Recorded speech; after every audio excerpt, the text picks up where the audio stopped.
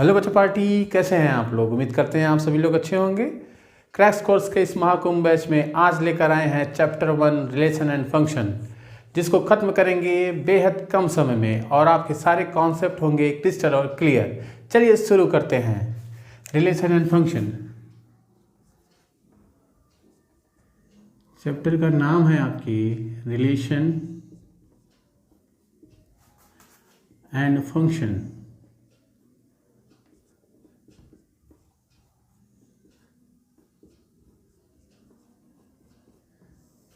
जो आपके सिलेबस का पहला चैप्टर है। चलिए सबसे पहले ये जानते हैं कि रिलेशन क्या होता है। रिलेशन क्या होता है बच्चा पार्टी, तो ध्यानपूर्वक देखते चलिए कि let A and B are two non empty sets. Non empty sets, then its Cartesian product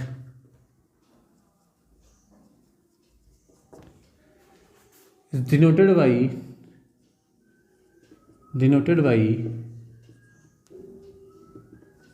A cross B। then बेटा देखिए कि this subset of the subset of A cross B is said to be a relation R if R equal to XY such that X is related to Y. X is related to Y, where X belongs to capital A and Y belongs to capital B। ध्यानपूर्वक देखिए कि A and B दो non empty set हैं जिनके Cartesian product को हम A cross B से denote करते हैं। तो A क्रॉस B का ऐसा सबसेट R रिलेशन कहलाएगा कब, जब रिलेशन के जो ऑर्डर पेयर के एलिमेंट हैं वो आपस में रिलेट करें। रिलेशन के जो ऑर्डर पेयर के एलिमेंट हैं वो आपस में क्या हम रिलेट करें, तो इस प्रकार के सबसेट को हम क्या बोलते हैं, रिलेशन कहते हैं। आई होप बच्चा पार्टी आप रिलेशन समझ पाए होंगे। एक एग्जाम्पल देख लेते हैं कि जैसे यहाँ पे हमने एक सेट लिया 1 2 3 एग्जाम्पल के तौर पर, एंड एक सेट ले लिया हमने 2 4 6। तो A क्रॉस B क्या हो जाएगा बच्चा पार्टी, ध्यानपूर्वक देखना।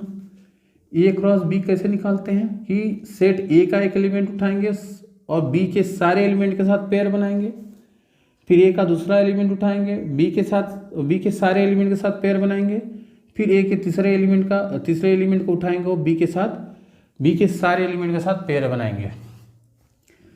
तो चलिए बना लेते हैं। ये 1 2 हो गया, 1 4 हो गया, 1 6 हो गया,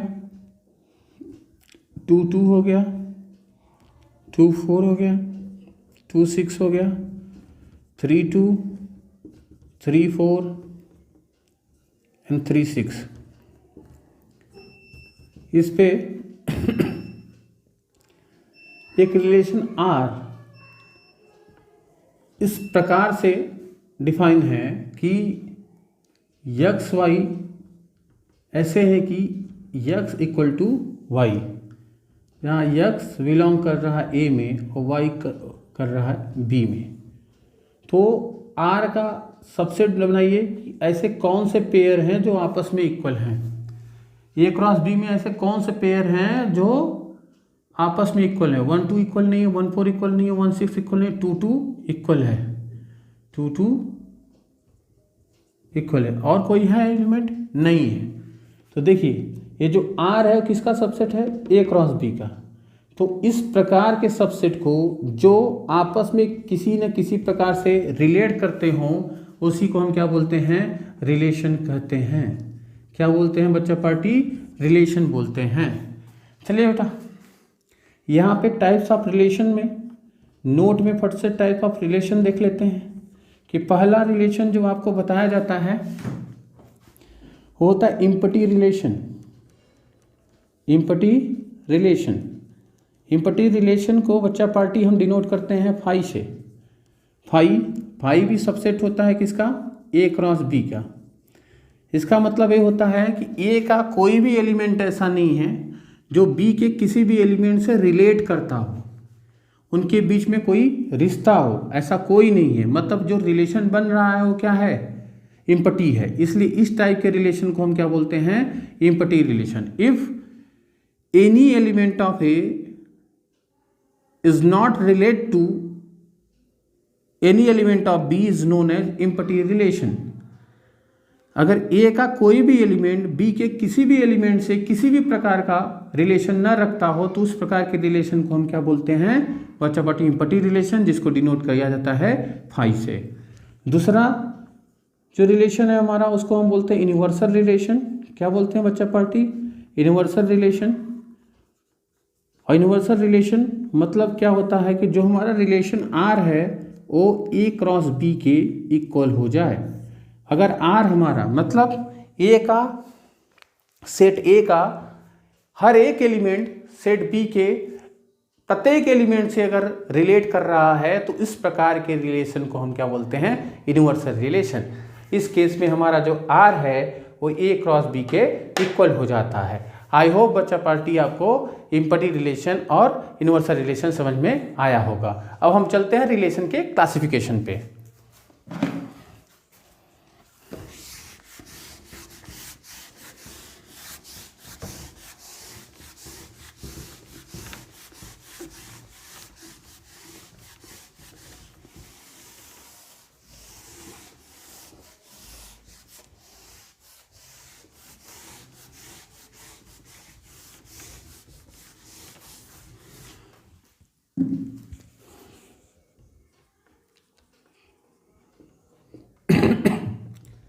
Classification of relation.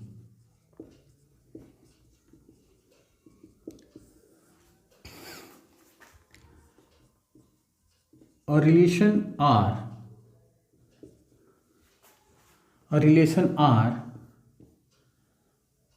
which defined on set A is said to be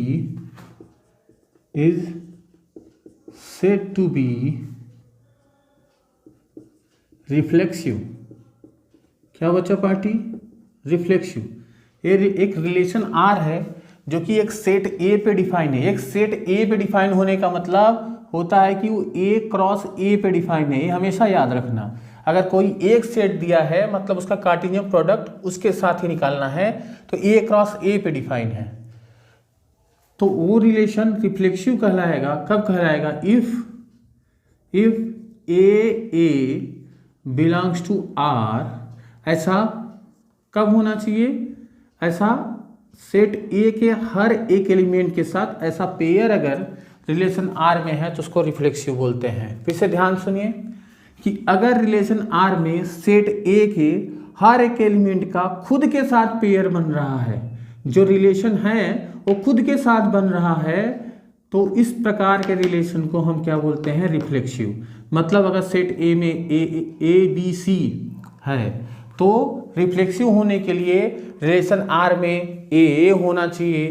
B होना चाहिए, सी होना चाहिए। यानी सेट ए के हर एक एलिमेंट का खुद के साथ पेयर बनना चाहिए, तब इस प्रकार के रिलेशन को हम क्या कहेंगे, रिफ्लेक्सिव रिलेशन। रिफ्लेक्सिव के बाद बच्चा पार्टी सेकेंड है सिमेट्रिक। रिलेशन आर सिमेट्रिक बोला जाएगा कब, if a b belongs to R. अगर आर में ए बी प्रेजेंट है तो इम्प्लाइज करना चाहिए कि बी ए भी आर में हो। अगर ए बी आर में है बच्चा पार्टी और इम्प्लाइज कर गया कि बी ए भी आर में हो, तो इस प्रकार के रिलेशन को हम क्या बोलते हैं, सिमेट्रिक रिलेशन। तो इस प्रकार का रिलेशन क्या कहलाता है, सिमेट्रिक रिलेशन। याद रखना कि जितने भी ए बी हैं सबके लिए बी ए होना चाहिए। ऐसा नहीं कि सिर्फ 1 2 के लिए 2 1 हो, नहीं, अगर 1 2 प्रेजेंट है तो 2 1 होना चाहिए, 2 3 प्रेजेंट है तो 3 2 होना चाहिए, 4 5 प्रेजेंट है तो 5 4 होना चाहिए। ऐसे जितने भी पेयर हैं उनके लिए ए बी और बी ए दोनों प्रेजेंट होना चाहिए। आई होप बच्चा पार्टी आपको सिमेट्रिक समझ में आया होगा। चलिए नंबर 3 देखते हैं, इसको हम बोलते हैं ट्रांजिटिव।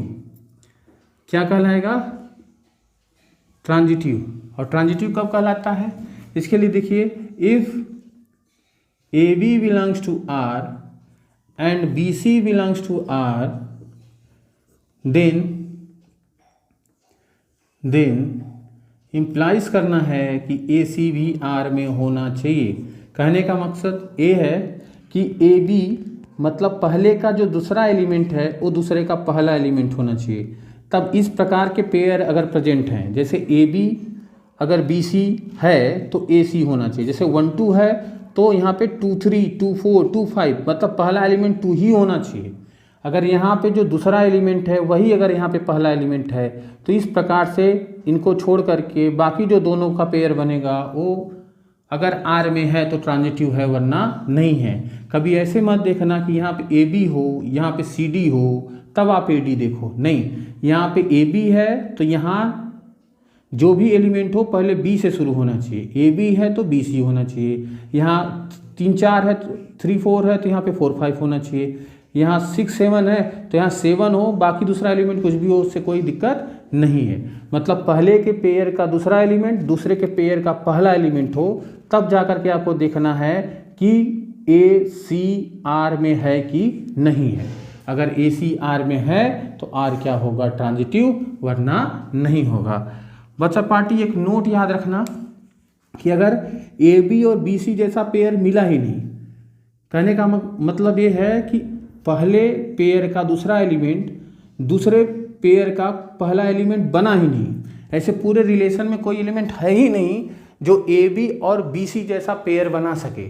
अगर नहीं है तो इस प्रकार के रिलेशन को हम ऑलरेडी ट्रांजिटिव बोल देंगे। हम इस प्रकार के रिलेशन को ऑलरेडी ट्रांजिटिव बोल देंगे। अगर ए बी बी सी का पेयर नहीं बना है तो डाउट ऑफ बेनिफिट ट्रांजिटिव हो जाता है और वो रिलेशन ऑलरेडी ट्रांजिटिव होता है। चलिए बच्चा पार्टी आगे बढ़ते हैं कि if relation are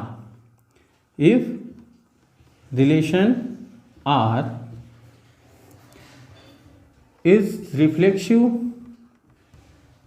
reflexive symmetric and transitive, then R is said to be equivalence relation। क्या कहलाएगा बच्चा पार्टी, equivalence relation। अगर कोई रिलेशन R जो कि सेट A पे डिफाइन है वो रिफ्लेक्सिव सिमेट्रिक ट्रांजिटिव तीनों हो, तो इस प्रकार के रिलेशन को हम इक्विवेलेंस रिलेशन कहते हैं। आई होप बच्चा पार्टी आपको समझ में आया होगा। अब चलते हैं इसमें एक न्यूमेरिकल देखते हैं और न्यूमेरिकल देख के इसके कॉन्सेप्ट को करते हैं क्रिस्टल और clear.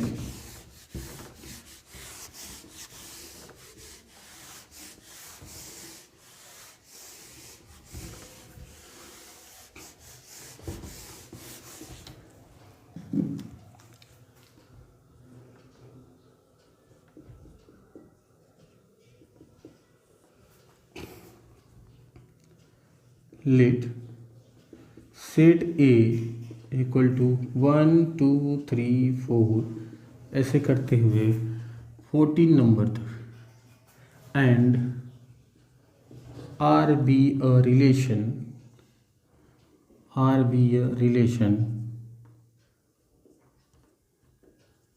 which defined on set A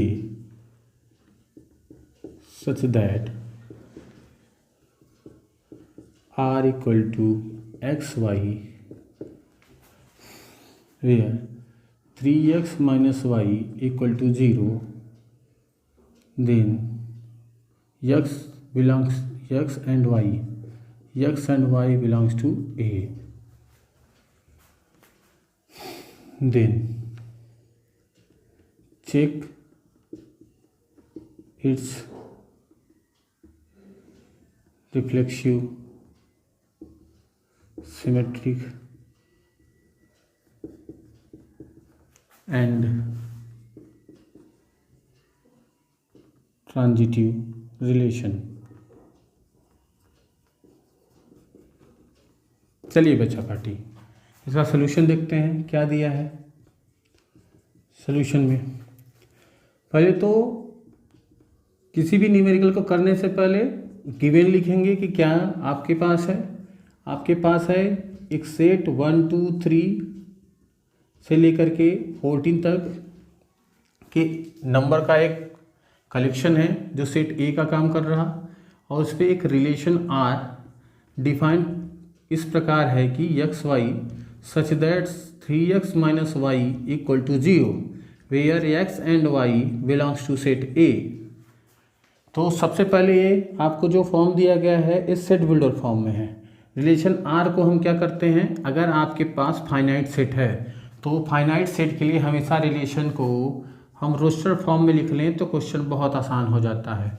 चलिए करते हैं। यहाँ पे रिलेशन क्या है कि 3x minus y equal to 0, इसका मतलब ये है कि y की वैल्यू 3x के बराबर है। मतलब जो सेकेंड एलिमेंट है वो ऑर्डर पेयर के फर्स्ट एलिमेंट का 3 टाइम्स है।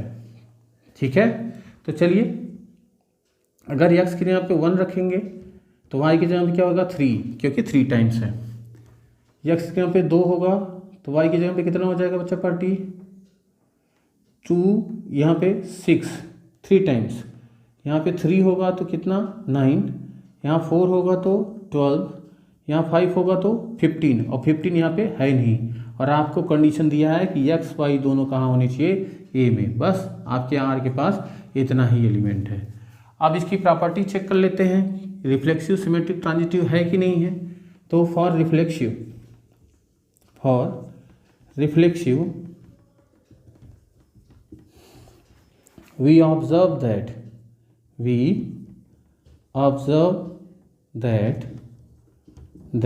AA does not belongs to R for every A belongs to A। कहने का मतलब ये है कि यहाँ पे रिफ्लेक्सिव के लिए हर एक एलिमेंट का ए के हर एक एलिमेंट का खुद के साथ पेयर होना चाहिए।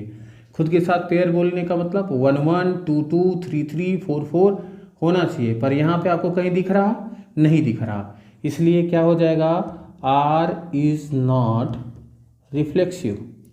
R is not reflexive. यहाँ पे तो आप देख रहे हो कि किसी भी एलिमेंट का खुद के साथ पेयर नहीं है। अगर किसी भी एलिमेंट का नहीं है तब भी वो रिफ्लेक्सिव नहीं होगा। अगर 1 से लेकर के 14 तक किसी एक एलिमेंट का भी अगर नहीं होता तो भी ये रिफ्लेक्सिव नहीं होता। मान लो 1 से लेकर के 13 तक का पेयर खुद के साथ बन रहा हो परंतु 14 का खुद के साथ पेयर नहीं बन रहा है, तो भी इस प्रकार के रिलेशन को हम रिफ्लेक्सिव नहीं कर सकते, क्योंकि सेट ए के हर एक एलिमेंट के लिए पेयर बनना चाहिए। चलिए सिमेट्री को देख लेते हैं। फॉर सिमेट्रिक याद करिए, अभी कुछ समय पहले हमने बताया कि इफ 1 3 बिलोंग्स टू आर तो इम्प्लाइज करना चाहिए कि 3 1 आर में हो। तो क्या 3 1 आर में दिख रहा कहीं पे? नहीं दिख रहा, इसलिए ए आर में नहीं है। अगर 3 1 आर में नहीं है तो क्या इम्प्लाइज करेगा कि R is not symmetric. R is not symmetric. R क्या है? सिमेट्रिक नहीं है। फॉर ट्रांजिटिव के लिए देखिए बच्चा पार्टी, फॉर ट्रांजिटिव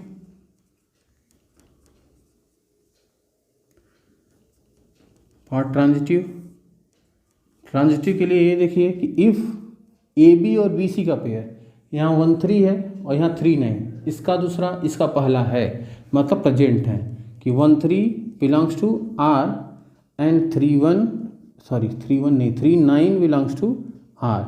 अगर इसका 3 और इसका 3 दोनों सेम है तो इम्प्लाइज करना चाहिए कि 1 9 भी आर में हो। क्या 1 9 आर में है? कहीं पे दिख रहा 1 9? नहीं, मतलब 1 9 आर में नहीं है। अगर नहीं है तो R is not transitive. I hope बच्चा पार्टी आपको रिफ्लेक्सिव, सिमेट्रिक और ट्रांजिटिव के कॉन्सेप्ट हुए होंगे क्रिस्टल और क्लियर।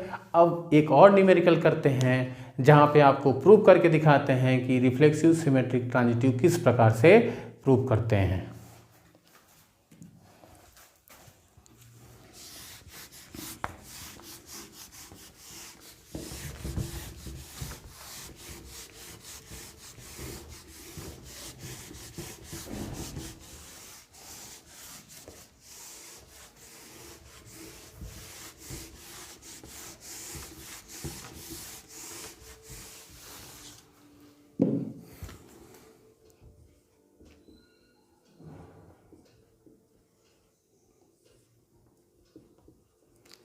चलिए बच्चा party, let Z be a set of integers and a relation R defined on set Z such that R equal to XY such that mod of X minus Y is divisible by 2, then prove that relation R is equivalence relation।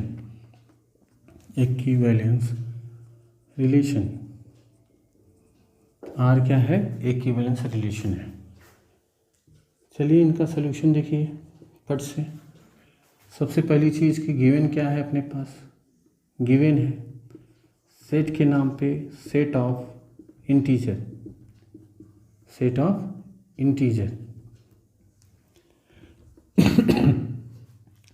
Integer है। Relation R क्या है कि ये ऐसे pair हैं जिनको minus करके mod लिया जाए इज डिविजिबल बाई 2, माइनस करके मॉड लिया जाए तो 2 से डिविजिबल हो, and x y both integer. चलिए बच्चा पार्टी पहले रिफ्लेक्सिव के लिए देख लेते हैं। फॉर रिफ्लेक्सिव क्या होता है याद करिए। रिफ्लेक्सिव के लिए हमने क्या पढ़ा कि खुद के साथ खुद का पेयर होना चाहिए, मतलब यहाँ एक्स वाई की जगह पे क्या एक्स होने चाहिए। ऐसे हर एक इंटीजर के लिए होना चाहिए क्योंकि हमारा जेड क्या है? इंटीजर है। तो यहाँ पे ध्यानपूर्वक देखिए कि वी ऑब्जर्व दैट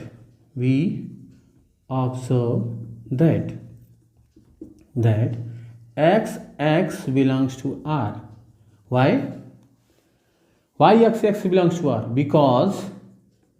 because आप सबको पता है कि यह किसी भी नंबर में से उसी नंबर को अगर माइनस कर दिया जाए तो वैल्यू क्या आएगी? 0, और 0 इज डिविजिबल बाई 2। 0 सिर्फ 2 से नहीं, प्रत्येक नंबर से 0 डिविजिबल होता है। खाली 0/0 मत करिएगा, जितने नॉन जीरो एलिमेंट हैं अगर 0 के अपान में लगाए जाएं तो सबसे डिविजिबल है। तो 0 इज डिविजिबल बाई 2। अपना क्राइटेरिया है कि x माइनस वाई किससे डिविजिबल होना चाहिए? 2 से। और यहाँ पे आप देख रहे हो कि हो रहा है ऐसा। किसके लिए होगा? हर एक इंटीजर के लिए। आप कोई भी इंटीजर रख लो, 2 रख लो, 3 रख लो, 5 रख लो, -10 रख लो, -20 रख लो, कोई भी रख लो सबके लिए क्राइटेरिया फॉलो होगा। इसलिए R is reflexive for symmetric symmetric के लिए एक पेयर तो अपने को सपोज करना होता है। If x y belongs to R एक गिवन है, अपने को क्या दिखाना है, अगर वाई एक्स बिलोंग आर में कर गया तो वो रिलेशन क्या होगा, सिमेट्रिक होगा। तो if x y belongs to R बच्चा पार्टी, तो यहाँ पे mod of x minus y is divisible by 2। अगर x minus y is divisible by 2 तो बच्चा पार्टी माइनस कॉमन ले लें तो y minus x is also divisible by 2 बच्चा पार्टी आपको पता है कि मॉड में माइनस लो तो भी वैल्यू पॉजिटिव आती है, तो y minus x is also divisible by 2। Then ये इम्प्लाइज करेगा कि अगर x y r में था तो x minus y divisible by 2। इसका रिवर्स देखें तो y माइनस एक्स अगर 2 से डिविजिबल है तो y x कहाँ होगा, r में। अगर y x r में है तो बच्चा party r is symmetric, r reflexive हो गया, सिमेट्रिक हो गया। अब अगला जो अपने को दिखाना है वो है ट्रांजिटिव। क्या दिखाना है बच्चा पार्टी, अगला ट्रांजिटिव। फॉर ट्रांजिटिव के लिए हम क्या जानते हैं कि अपने को दो पेयर लेके ऑलरेडी चलना होता है। If x y belongs to R and y z belongs to R, अगर एक्स वाई आर में है तो आपको पता है कि x minus y and y z है तो y minus z both are divisible by 2, तो के दोनों 2 से डिविजिबल होंगे। और आपको पता होना चाहिए बच्चा पार्टी कि अगर 2 से डिविजिबल होने वाले कोई दो नंबर आप ले लो तो उनका सम भी 2 से डिवाइड होगा। जैसे आपका 6 जो है 2 से डिविजिबल है, 8 भी 2 से डिविजिबल है, तो 8 और 6 को ऐड करोगे तो 14 आएगा, 14 भी 2 से डिविजिबल होगा। आई होप बच्चा पार्टी आप समझ पाए होंगे। तो इनको ऐड कर दीजिए, ऐड करेंगे तो क्या हो जाएगा, x minus y plus y minus z is also divisible by 2,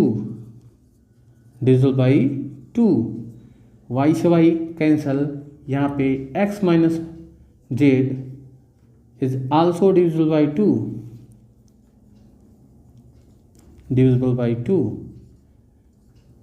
If x minus z is also divisible by 2, then implies that x z belongs to R.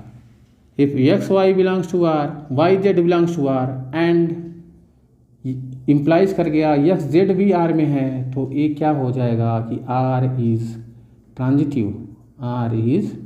transitive। तो then बच्चा party hence R is reflexive, symmetric and transitive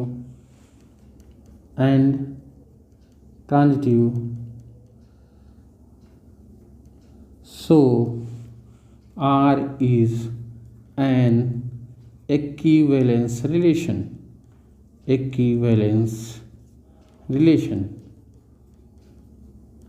hence proved। यही क्या करना था, अपने को prove करना था। आई होप बच्चा पार्टी आपको इस टाइप के कोई भी क्वेश्चन एग्जाम में आएंगे तो आप इसको कर सकोगे। अब हम बढ़ते हैं फंक्शन की तरफ। चलिए पढ़ते हैं function.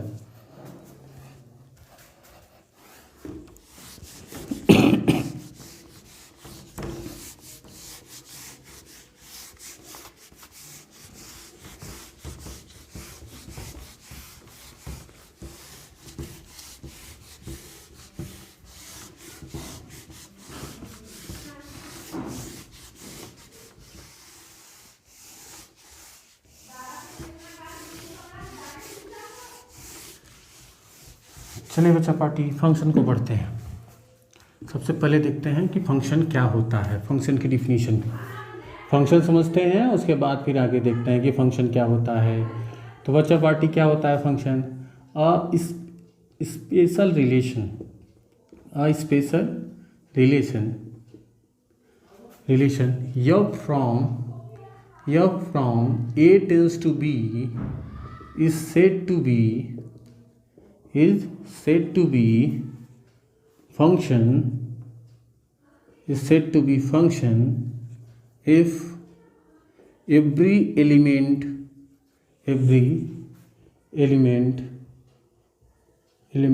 of set A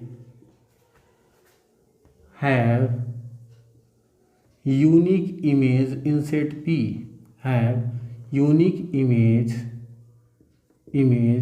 set B, in set B, then such a relation is said to be function.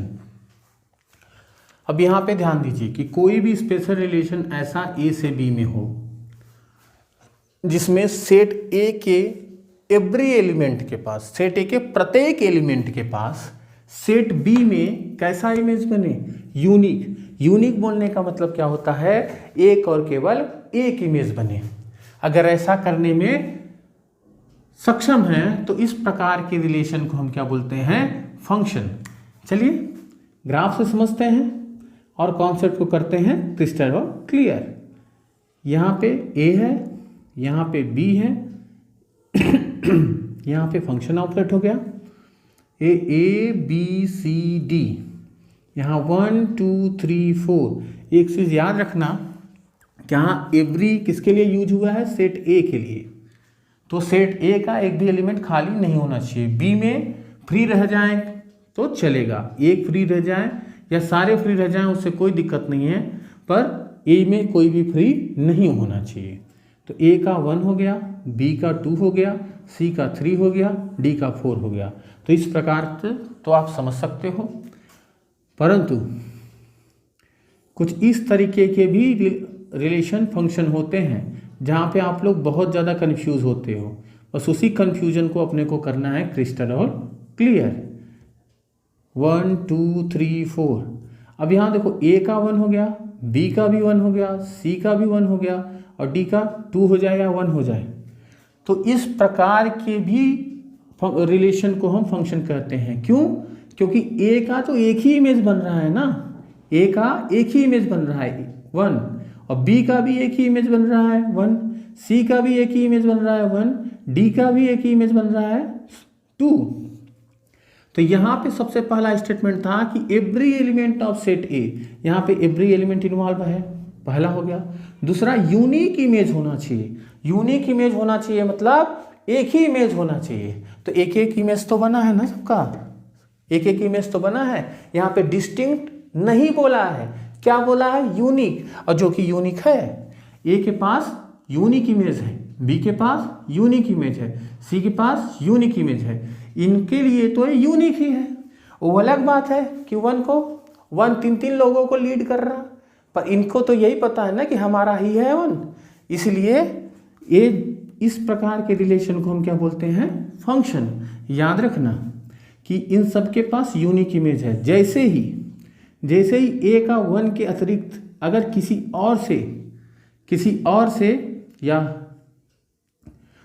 से रिलेट कर जाए या ए का कोई और इमेज बन जाए 1 के अतिरिक्त, तो वो यूनिक नहीं रहेगा। तो इस प्रकार का जो रिलेशन होगा वो फंक्शन नहीं होगा।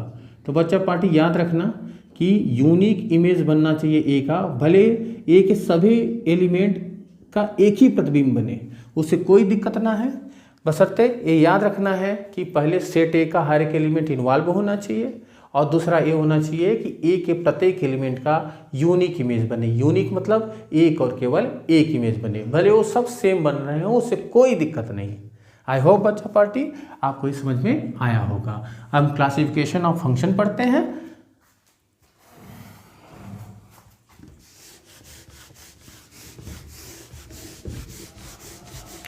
Classification of function.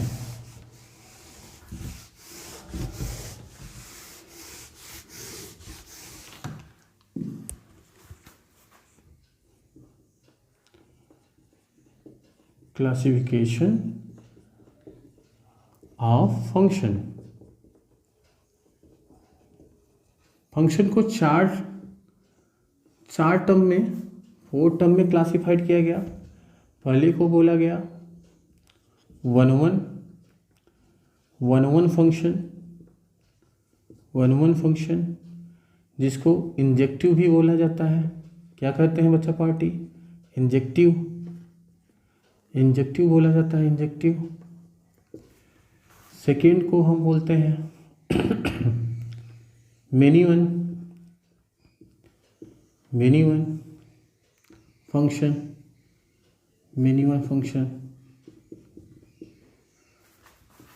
थर्ड को बोलते हैं बच्चा पार्टी हम ऑनटू फंक्शन जिसको सर्जेक्टिव के नाम से भी बोला जाता है। क्या बोलते हैं? Surjective function. नंबर 4 जिसको हम इनटू के नाम से जानते हैं, इनटू फंक्शन। तो किसी भी फंक्शन को 4 टर्म में क्लासिफाइड किया गया। चलिए हर एक टर्म को समझते हैं, हर एक टर्म की डिफिनीशन जानते हैं क्या होता है। पहले 1 1 जानते हैं कि अ फंक्शन या from a tends to b is said to be 1 function if every element of set A has ध्यान देना, जब हम फंक्शन की डिफिनीशन लिख रहे थे तो वहां पर हमने लिखा था कि every element of set A has unique image in set B. पर ए ऑलरेडी फंक्शन है, हम तो क्लासिफिकेशन पढ़ रहे हैं। तो 1 1 होने के लिए every element of set A has distinct, यहाँ क्या कौन सा वर्ड यूज हो रहा है? डिस्टिंक्ट, मतलब अलग अलग होना चाहिए, अब सेम नहीं हो सकता। Distinct image in set B. तो इस प्रकार के फंक्शन को क्या बोलते हैं? 1 1। यहाँ पे ध्यानपूर्वक देख लो और चीज़ें क्लियर कर लो कि यहाँ पे हमारा एफ है, ए है, ए बी है, यहाँ ए बी सी डी, यहाँ 1 2 3 4, ए का 1, बी का 2, सी का 3, डी का 4, और यहाँ पे ए एफ है, ए है, ए बी है, यहाँ ए बी सी डी है, 1 2 3 4 5 है, ए का 1, बी का 2, सी का 3, डी का 4। कहने का मतलब ये है कि बी में एलिमेंट बचे या बी में एलिमेंट न बचे, उससे अपने को कोई दिक्कत नहीं है। पर 1 1 होने के लिए ए के प्रत्येक एलिमेंट के पास डिस्टिंक्ट इमेज होना चाहिए, अलग अलग इमेज हो रहा हो, तो इस प्रकार के फंक्शन को हम क्या बोलते हैं? 1 1 कहते हैं। अब हम चलते हैं सेकेंड फंक्शन की तरफ। सेकेंड फंक्शन क्या कहता है? सेकेंड फंक्शन बोलता है कि अ फंक्शन या from a tends to b is not 1 1। अगर कोई फंक्शन है जो 1 1 नहीं है, then it is many one। it is many one function. जो 1 1 नहीं है उसी को हम क्या बोलते हैं? many one function. 1 1 कब नहीं होगा? कि जब इमेज डिस्टिंक्ट नहीं होगा, जब इमेज अलग अलग नहीं होगा तो 1 1 नहीं होगा, तो उसी को हम क्या बोलते हैं? Many one. चलिए देख लेते हैं। यहाँ पे भी सेट बी में एलिमेंट बचे या ना बचे उससे कुछ भी लेना देना नहीं, बस यही है कि यहाँ पे ये याद रखना है कि डिस्टिंक्ट इमेज ना हो, किसी न किसी 2 या 2 से अधिक एलिमेंट का जो है सेम इमेज बन जाए, तो उसको हम क्या बोलते हैं? Many one. यहाँ पे सेट ए है, बी है, ए है, बी है, इस पर ऑपरेट कौन हो रहा है? अब यहाँ ए बी सी है, यहाँ 1 2 3 है, जैसे ए का 2, बी का 2, सी का 2, तो क्या हो गया? ये 1 1 नहीं है, 1 1 नहीं है तो क्या? मेनी वन है। चलिए आंटू को देख लेते हैं कि आंटू क्या होता है बच्चा पार्टी। ऑन टू के लिए कि a function f from a tends to b is said to be onto function if इन सब में अभी तक सेट ए को लीड एक्टर का रोल मिला, तो बी कब तक संतोष करेगा बच्चा पार्टी? तो इस बी के लिए स्पेशल फंक्शन आया ऑन टू, तो इसके लिए बात हुआ कि if every element of B, if every element of set B has pre-image in set A मतलब साफ शब्दों में बोला जाए तो जैसे सेट ए का एक भी एलिमेंट बचना नहीं चाहिए, वैसे ऑन टू के लिए भी बी का भी एक भी एलिमेंट नहीं बचना चाहिए। वो अलग बात है कि वो 1 1 हो या मेनी 1 हो, उससे कुछ भी लेना देना नहीं है। बस ये याद रखना है कि ऑन टू होने के लिए बी का भी हर एक एलिमेंट इन्वॉल्व होना चाहिए। तो इस प्रकार के फंक्शन को हम ऑन टू फंक्शन कहते हैं। चलिए फंक्शन को फिगर से समझते हैं, क्लियर करते हैं। जैसे ए बी सी डी हो गया, 1 2 3 हो गया, ए का 1 बी का 1 सी का 2 डी का 3। देख रहे हो सेट बी का भी हर एक एलिमेंट इन्वॉल्व है, कोई बचा नहीं है।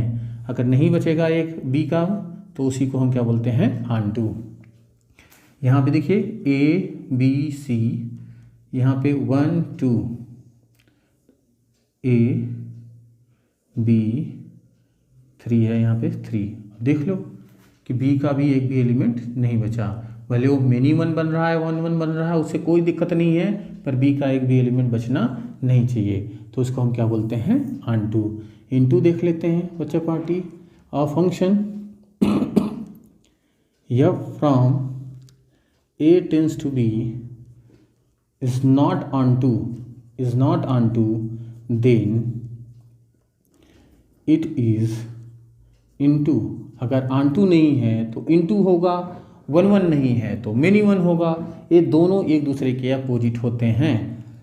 इसका कहने का मतलब साफ शब्दों में यही है कि बी में एक एलिमेंट या एक से अधिक एलिमेंट बचे रहने चाहिए, सभी एलिमेंट इन्वॉल्व ना हो। जैसे ए का 1 बी का 2 सी का 3 हो गया, ये एक एलिमेंट बच गया। अगर एक एलिमेंट बच गया तो ऑन टू नहीं होगा, ऑन टू नहीं है तो इन टू होगा। बच्चा पार्टी एक और देख लेते हैं। यहाँ पे ए है, ए बी है, फंक्शन ऑपरेट किया। यहाँ ए बी सी डी है, यहाँ 1 2 3 4 है, ए का 1 बी का भी 1 सी का 2 डी का 3, फिर भी बच गया। तो इस प्रकार के फंक्शन को जो कि ऑन टू नहीं है तो इन टू होंगे। अब कंफ्यूज मत होना बच्चा पार्टी कि सर यही एग्जाम्पल यहाँ पे बताए हैं और यही एग्जाम्पल यहाँ पे बता रहे हैं। तो इसमें सिर्फ इतना समझना है बच्चा पार्टी कि जो फंक्शन 1 1 होगा, जो फंक्शन 1 1 होगा, वो 1 1 होने के साथ साथ या तो ऑन टू होगा या तो इन टू होगा। मैं फिर से रिपीट कर रहा हूँ, ध्यानपूर्वक सुनो। जो फंक्शन 1 1 होगा वो मेनी 1 को छोड़ करके या तो ऑन टू होगा या तो इन टू होगा। सेम केस मेनी 1 के लिए है कि जो फंक्शन मेनी 1 होगा वो 1 1 कभी नहीं होगा, परंतु मेनी 1 होने के साथ साथ वो ऑन टू हो सकता है या इन टू हो सकता है। सेम केस ऑन टू के लिए कि जो फंक्शन ऑन टू है वो इन टू तो हो नहीं सकता, परंतु ऑन टू होने के साथ साथ या तो 1 1 होगा या तो मेनी 1 होगा। सेम केस इन टू के लिए भी फॉलो करता है। तो आई होप बच्चा पार्टी इसका क्लासिफिकेशन आपको समझ में आया होगा। अब हम चलते हैं, आपको कुछ नोट बताते हैं जिससे हम इस चैप्टर के न्यूमेरिकल लगाने में हमें हेल्प मिलेगा। चलिए आगे बढ़ते हैं।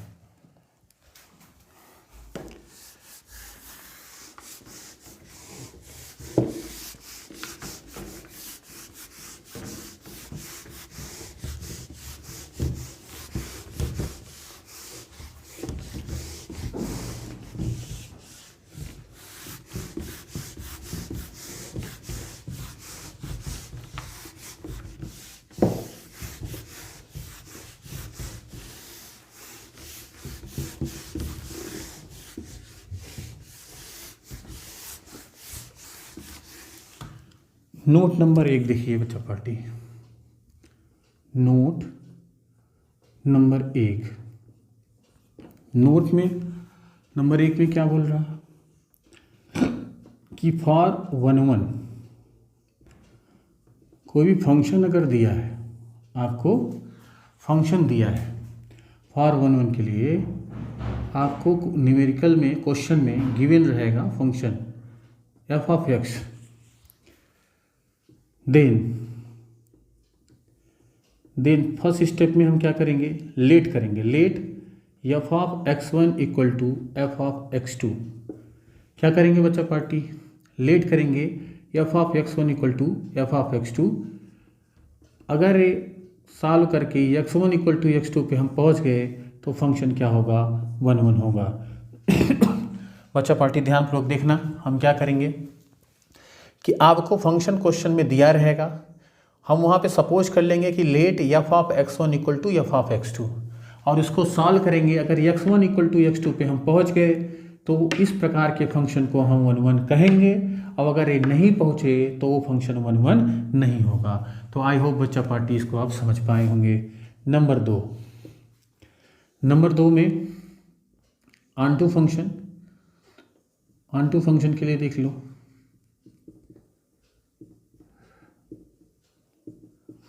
ऑनटू फंक्शन क्या होता है, ऑनटू फंक्शन में ये याद रखना कि गिवन रहेगा फंक्शन, गिवन रहेगा f of x, first step में हम क्या करेंगे, लेट करेंगे, let y equal to f of x, second step में फाइंड करेंगे, find value of x, value of x in term y, in term y, कि x की वैल्यू फाइंड करेंगे किसके टर्म में, y के टर्म में, और नंबर 3 में हम क्या करेंगे, f को ऑपरेट करेंगे किस पे, value of x in term y, जो x की वैल्यू निकली रहेगी y के टर्म में, उस पर हम फंक्शन ऑपरेट करेंगे, अगर y मिल गया इक्वल टू, सॉल्व करने के बाद अगर y आ गया तो इस प्रकार के फंक्शन को हम क्या बोलेंगे, ऑनटू, वरना ऑनटू नहीं होगा। नंबर 3 देख लीजिए, नंबर थर्ड में कि if a function f of x is 1 बोले तो इंजेक्टिव एंड ऑनटू मतलब surjective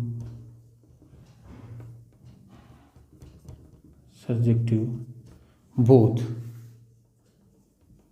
then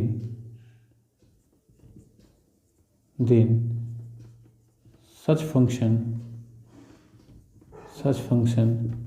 is said to be bijective function, क्या बोलेंगे बच्चा पार्टी, बाइजेक्टिव फंक्शन बोलेंगे। नंबर 4 कि if order of A equal to m and order of B मतलब number of element, अगर सेट A में m element है और सेट B में n एलिमेंट है, then total number of function, numericals आपको पूछे जा सकते हैं, इसलिए ये हमेशा याद रहे। Then total number of function कैसे फाइंड आउट करेंगे, टोटल नंबर ऑफ फंक्शन मतलब होता है order of B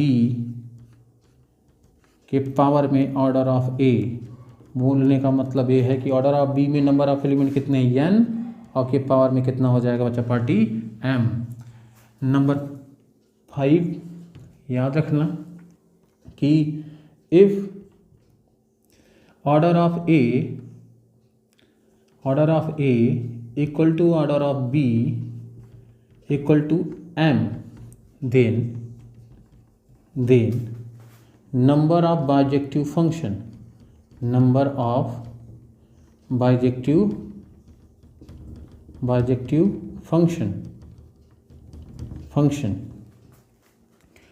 equal to, याद रखना इसको बोलते हैं फैक्टोरियल m, अब फैक्टोरियल की वैल्यू अगर निकालना हो तो जैसे ये याद रखना, फैक्टोरियल का मान कैसे निकालते हैं। जैसे फैक्टोरियल 5 को हम क्या लिखते हैं, 5 × 4 × 3 × 2 × 1 120। जैसे फैक्टोरियल 3 निकालना हो तो मतलब जो नंबर लिया जाए ना उसका मल्टीप्लाई करते हुए 1 तक आना है। जैसे 3 फैक्टोरियल 3 का मतलब 3 × 2 × 1, 3 2 जा 6। आई होप बच्चा पार्टी इसको समझ पाए होंगे। Number 6, a function f from a tends to b is surjective बोले तो ऑन टू क्या हो जाए, ऑन टू। शॉर्टकट है ये सारे, याद रखना। इज सर्जेक्टिव मतलब onto if range equal to codomain. अब बच्चा पार्टी ध्यानपूर्वक देखो, रेंज क्या होता है, कोडोमेन क्या क्या होते हैं। सेट ए को बच्चा पार्टी हम डोमेन कहते हैं, सेट बी को बच्चा पार्टी हम कोडोमेन कहते हैं, और दी कलेक्शन ऑफ इमेजेस जितने इमेज बनते हैं कोडोमेन में उनका जो कलेक्शन होता है, जो सेट होता है, उसको हम रेंज कहते हैं। तो रेंज क्या होता है, बी का सबसेट होता है। अगर रेंज कोडोमेन के बराबर आ जाए तो वो फंक्शन ऑन टू डायरेक्टली हो जाएगा। डोमेन और रेंज निकालने के लिए हमने एक वीडियो अपलोड कर रखा है, आपको जा करके वहाँ पे आप देखिए और डोमेन और रेंज 10 सेकेंड में फाइंड आउट करना सीखिए। आई होप बच्चा पार्टी आपको ये नोट न्यूमेरिकल करने में हेल्प करेंगे। अब चलिए एक क्वेश्चन देखते हैं और ताकि 1 1 ऑन टू किस प्रकार से प्रूव करते हैं वो सीख लेते हैं। चलिए यहाँ पे क्वेश्चन है कि a function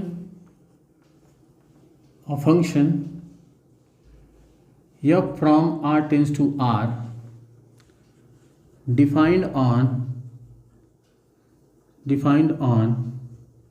f of x equal to 4 minus 3x, then prove that f of x is bijective function।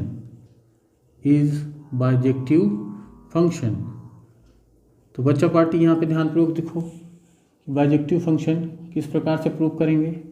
Bijective होने के लिए उसका इंजेक्टिव या इंजेक्टिव और सर्जेक्टिव होना जरूरी है, मतलब 1 1 ऑन टू होना जरूरी है। तो फॉर 1 1 के लिए आपके सामने ही अभी सिखाया मैंने कि f of x1 equal to f of x2 मानना है। तो हम यहाँ पे क्या लेट कर लेंगे, let f of x1 equal to f of x2। अगर यहाँ पे x है तो यहाँ 4 - 3x लिखा है, x को किससे रिप्लेस कर रहे हैं, x1 से। तो यहाँ पे क्या हो जाएगा बच्चा party, 4 - 3x1 equal to 4 - 3x2।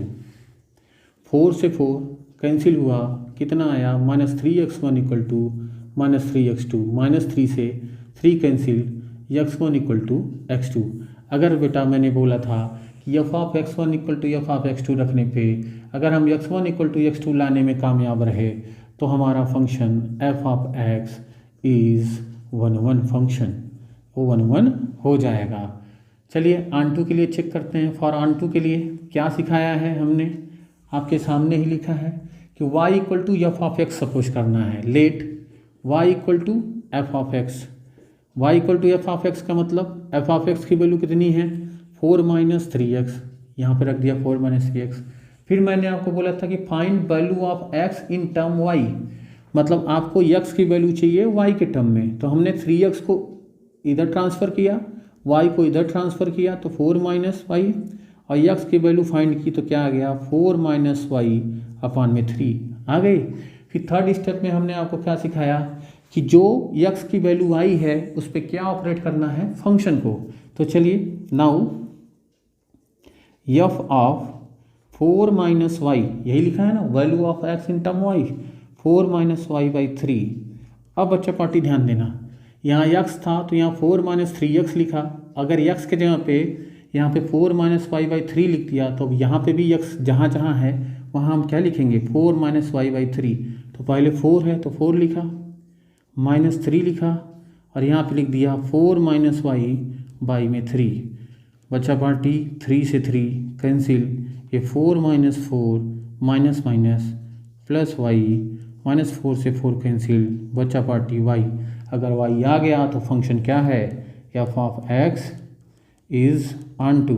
अगर कोई फंक्शन 1 1 भी है और ऑन टू भी है तो hints F of x is bijective,